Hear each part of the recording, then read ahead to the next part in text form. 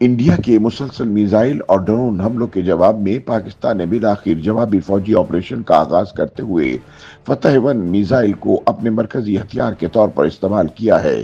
भारत में अहम तरीन फौजी अहदाफ को तबाह करने वाला अल-फतह मिसाइल तकनीकी लिहाज से एक कामयाब तरीन हथियार साबित हुआ है। पाकिस्तान ने 10 मई की सुबह फजर के वक्त अपने जवाबी ऑपरेशन बनियान मरसूस का आगाज किया। सरकारी टीवी पर रिलीज होने वाली वीडियो में अल-फतह मिसाइल को फायर करते हुए दिखाया गया, जो पहले जमीन से बुलंद होता है और फिर दुश्मन की सरजमीन पर पहुंचकर अपने हदफ को तबाह करता है। फतह-1 मिसाइल पाकिस्तान का मकामी तौर पर तैयार करदा जमीन से जमीन तक मार करने वाला जदीद और खतरनाक तरीन मिसाइल है। याद रहे कि पाकिस्तान ने 5 मई 2025 को अल-फतह मिसाइल का कामयाब तजर्बा भी किया था, जो दरअसल एक जंगी मशक का हिस्सा था। इसका मकसद अफवाज पाकिस्तान की जंगी तैयारियों के सिलसिले में अपने दिफाई टेक्नोलॉजी के निज़ाम की जांच करना था। बैनुल-अक़वामी दिफाई माहिरीन और पाकिस्तानी फौजी ज़राए के मुताबिक अल-फतह मिसाइल न सिर्फ पाकिस्तान की दिफाई सलाहियतों में अहम संग मील की हैसियत रखता है, बल्कि ये पाकिस्तान के इस विजन का अमली तस्वुर है जिसके तहत दिफाई मैदान में खुद इन्हसारी हासिल करने का अज़म किया गया है। अल-फतह नामी मिसाइल मुकम्मल मकामी तौर पर तैयार किया गया गाइडेड मिसाइल है। इसकी मुख्तलिफ इक़साम हैं और ये दुश्मन के इलाकों में आम अहदाफ को इंतहाई दुरुस्तगी से निशाना बनाने की सलाहियत रखता है। अल-फतह मिसाइल की तैयारी का बाकायदा आगाज 2021 में हुआ था।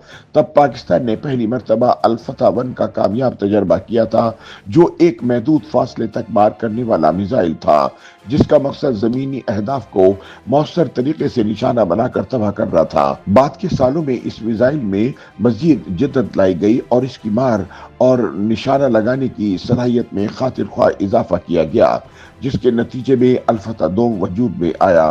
दिसंबर 2023 में इसका पहला कामयाब तजर्बा किया गया।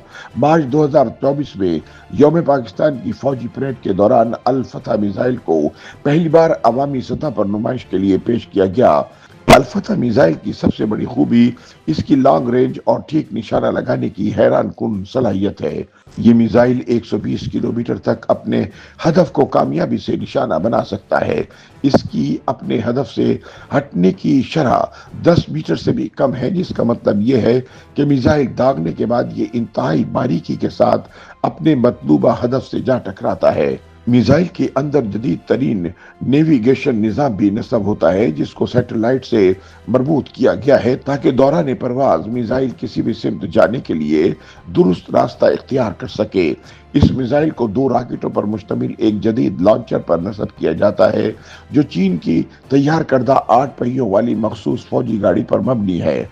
इस जदीद निज़ाम की मदद से बैक वक्त 2 मिसाइल दागे जा सकते हैं, जिससे दुश्मन की दिफाई लाइन में दरार डालने का मौका मिलता है। दिफाई माहिरीन के मुताबिक ये मिसाइल अपने हदफ की जानिब सफर के दौरान मखसूस मरहले पर सिम तब्दील करने की सलाहियत रखता है, जिसे फौजी इस्तिलाह में मिड कोर्स मैनूवरिंग कहा जाता है। इसका मकसद दुश्मन के दिफाई निज़ाम को चकमा देना होता है। माहिरीन के मुताबिक इंडिया जैसे ममालिक के S-400 नामी जदीद तरीन दिफाई निज़ाम में भी अल-फतह मिसाइल को ट्रेस नहीं कर सकते, चुनाचे ये दुश्मन के लिए एक गंभीर खतरा बन जाता है।